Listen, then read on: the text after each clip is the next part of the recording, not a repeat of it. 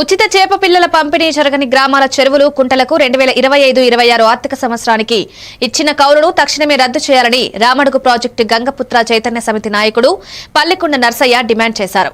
Nizamabad press club లో జరిగిన media సమావేశంలో ఆయన మాట్లాడుతూ జిల్లాలో అనేక గ్రామాల్లో ఇప్పటికీ చేప పిల్లల పంపిణీ పూర్తి కాలేదన్నారు. ఇలాంటి పరిస్థితుల్లో చెరువులను కౌలుకివ్వడం గంగపుత్రుల జీవనాధారాన్ని దెబ్బతీస్తోందని ఆరోపించారు. చేప పిల్లల సరఫరా పూర్తయ్యే వరకు కౌలు ప్రక్రియను నిలిపివేయాలని, ఇప్పటికే ఇచ్చిన కౌలులను రద్దు చేసి మత్స్యకారులకు న్యాయం చేయాలని ప్రభుత్వాన్ని కోరారు.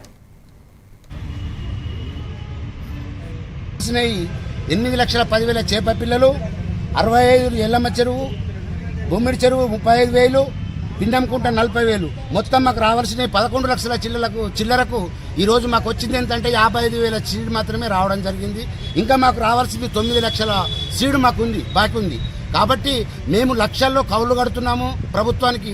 కానీ మాకు ఇచ్చేది ఎంత?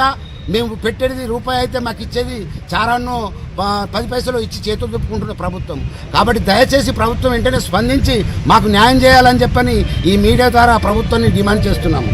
మాకు రావాల్సిన 9 లక్షల చేప పిల్లలను మాకు తక్షణమే పంపిణీ చేయాలని చెప్పని ప్రభుత్వాన్ని డిమాండ్ చేస్తూ మేము ఈరోజు ఈ జరిగినటువంటి అవకతవకల పైన కావాల్సింది ఉంటే ఏదో 20%, 10% పోసి 50% పోసినామని చెప్పని చేతులు దులుపుకోవడం జరిగింది. అప్పుడు సుగా మాకు అన్యాయం జరిగింది గత సంవత్సరంలో. మళ్ళీ ఈ సంవత్సరంలో సుగా మాకు June, July, August last week వరకల్లా మాకు సీడ్ వాస్తవంగా పోయాల. కానీ వాళ్ళు పోసేది ఎప్పుడు?